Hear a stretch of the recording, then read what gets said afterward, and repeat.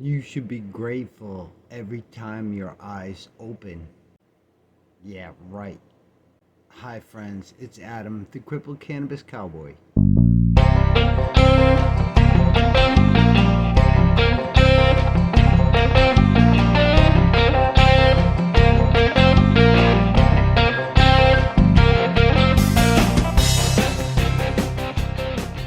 Some of us see that differently. You never know until it happens to you. Thanks for watching my channel. Watch some more videos. I'll continue to share this crazy ass story that I'm involved in. Anytime you hear that, well, anytime I hear that, I understand that, this person is just seeing a certain side. I didn't see this side until it started happening to me. So I'm putting together some videos of some pointers that might help some people out like me. They're helping me out. These are just some basics. There's many other tricks that you kind of learn on your own and that get passed down to you. So these are just some things that are helping my vision and helping my speech. Well, yeah, it's kind of helping. It's not like it doesn't fix it. It just sort of helps me in this journey. No, I don't like being grateful for my eyes to open. It's just something to think about. Vision's weird. I had to pay attention to what was happening, and it's not something you learn right away. It takes time. The eye patch is the simplest version. I have a few eye patches, and they're all uncomfortable. It's just something you gotta get used to. And for people like me, it depends on the time of day. Sometimes I can see and sometimes I can read, but a lot of times I can't. When double vision becomes an issue, you can't read shit. Forget about reading. Well, I have an eye patch, and when it's bad, I'll wear the eye patch. And when this phase of if I'm in this phase of bad and I have to wear an eye patch, like, it's usually for a certain amount of hours during the day. That's how it started. And I'd start seeing double and I'd wear the eye patch, and it's usually between the hours of 2 p.m. and it's like 8 p.m. and then it starts again at like 10:30 and goes on. Now that time has changed and it's constantly changing. I have to pay attention to it. Then I came across this other thing where it's like, this is if you have optic neuritis. I think this is all just I think. I would wear the eye patch, like say double vision is setting in. I would wear the eye patch on one side for like 10 minutes, and then I would switch the eye patch to the other side and look out of the other eye and keep it like 10 minutes, and then it's my double vision is a little better. It doesn't go away, but it's a little better than it was. That's a little trick that I learned on my way. There's a lot of variables, kind of, I get it done. Sometimes people have caught me like this. I will look at you like this. It looks a little weird, but that's kind of what it's doing. It's preventing the double vision.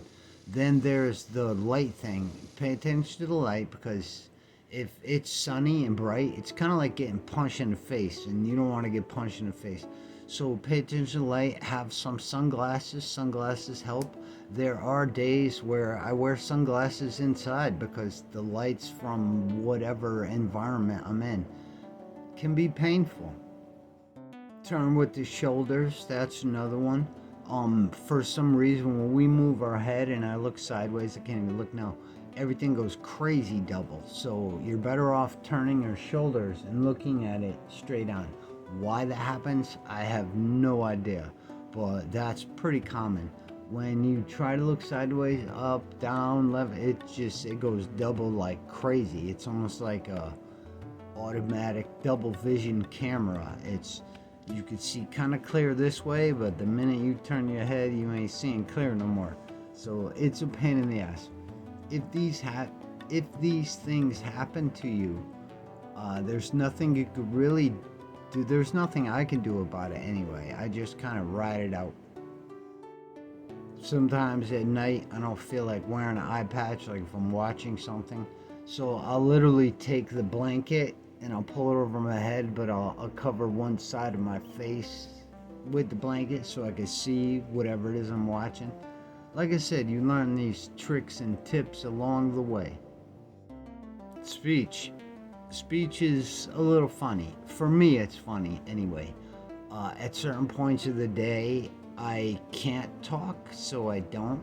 And it's kind of like you slur, like you're drunk, like you're beyond drunk, like you're hammered.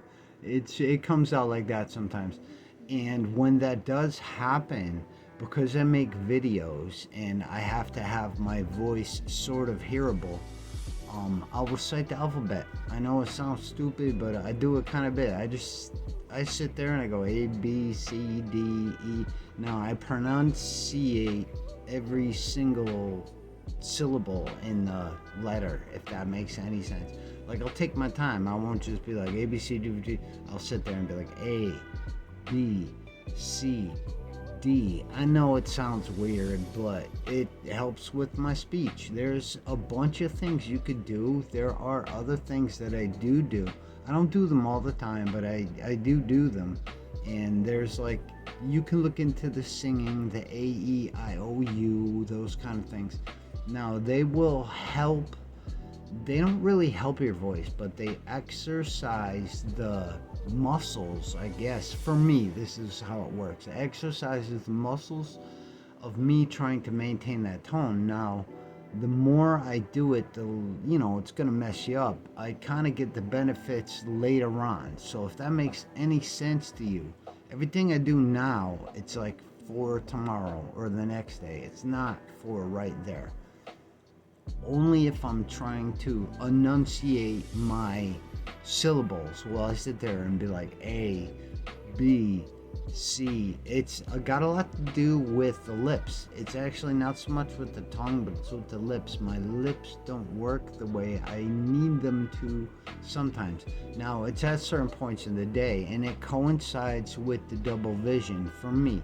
When my vision gets really double, I know I can't really talk that well. So this is just something I do that helps my speech. Then there's swallowing. Swallowing's kind of a big one. You gotta pay attention to that because you'll choke. Now, the reason why I know that is because I've choked. And you have to pay attention to food. Water sucks too, like drinking liquid can suck if you're not conscious. And I found ways, this isn't my method. This was actually taught to me.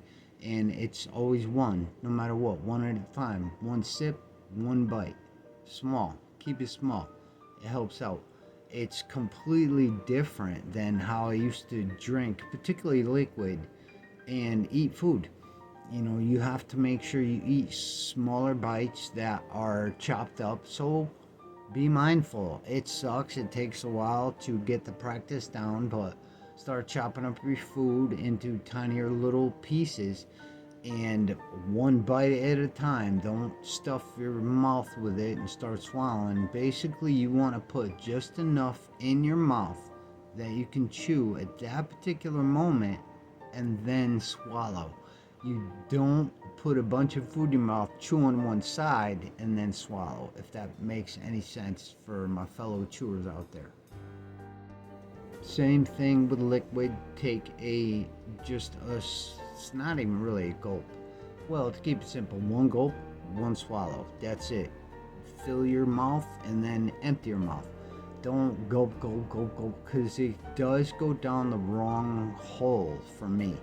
And if I'm not conscious about what I do, I can make a mistake, and all it takes is one mistake, and you're gonna be coughing your ass off. Now, with the liquid, you could cough through it. With the solid food, there's that risk, man, of something getting lodged and you being stuck. And you can learn the Heimlich maneuver with a chair. That's really the only way that comes to my knowledge, because sometimes I eat them by myself, or it's late at night or whatever, and you're not paying attention. And then that one time no, I never chopped or cut off my air supply, because of being mindful. So that being mindful thing is a really good tool for you. Now this trick came from me. I had this thing I've been practicing for years. Actually, it goes so far back I can't remember, but I chew 30 times. If that makes any sense. It started with some kind of meditation. You could look into it if you want to, but it's become a help for me with this, whatever you call it, multiple sclerosis. If I chew my food 30 times, it's perfectly fine. It doesn't take too long. I'm not like torturing myself at all or whatever, because it's different than normal people eat, because I've watched people and they'll chew, you know, there are some people that chew like 10 times and then swallow, or 15 times and then swallow. And chewing 30 times helps me be a little mindful. No, I don't remember all the time, but most of the time I do remember. And it's weird, like it happens in cycles. For a little while it'll be normal, and then one day I'll wake up and it's just not there. So this is that weird mindfulness I'm talking about. But if you chew your food 30 times and swallow, you should be fine. Last but not least, sort of applies to everybody, I guess, that emotional dump. Now, if you suffer from problems like me, catching an emotional dump will make you worse. It's like part of it, and it's unfortunate that so many people are upset, because there's a lot of emotions out there. And people like me, we have to be a little extra careful of those emotional dumps, because they will make double vision like immediately. They will cause you to swallow at the wrong time. So emotions are kind of like your enemy, but not, if that makes any sense. Thanks for watching my video on these little pointers that I've come across. Hopefully it helps somebody. You know, I do the best I can, and I'm just sharing this journey as I'm walking through it. Make sure you like the video if you checked it out. Subscribe to my channel. Comment if you want. All these things kind of help the algorithm, and they help me get that word out there. I want to let people like me know that they're not alone.